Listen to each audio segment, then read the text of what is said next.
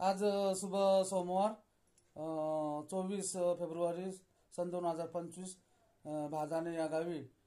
भादाना गावचे ग्रामस्थ आणि लाईव्ह बाबा परवेंद्र महाराज विषय भजन करताना रूप पाहता लोचनी रूप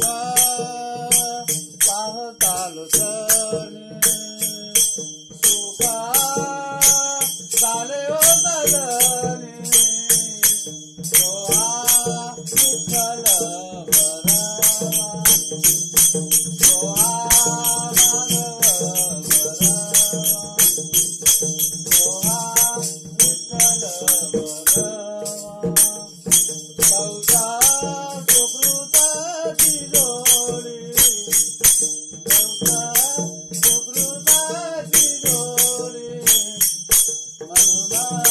विठ्ठली आवडी सोहा विठ्ठल बरावा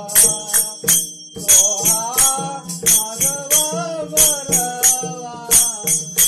सोहा विठ्ठल बरावा सोहा माधव बरावा सर्व सुखाचे आभर सर्व सुखाचे आभर बाबा रखुमादेवी हरा बाबा रखुमादेवी हरा सोहा विठ्ठल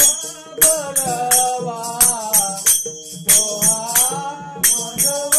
बरावा सोहा विठ्ठल बरावा सोहा विठ्ठल बरावा तुका मने मागे तुका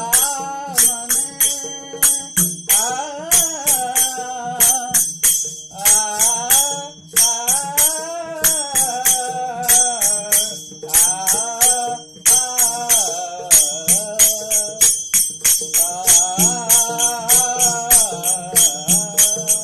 तुका मने मागे तुका मने मागे येची येची सर्व दुःख येची येची सर्व दुःख सोहा विठ्ठल बरावा सोहा माधव बरावा सोहा विठ्ठल बरावा सोहा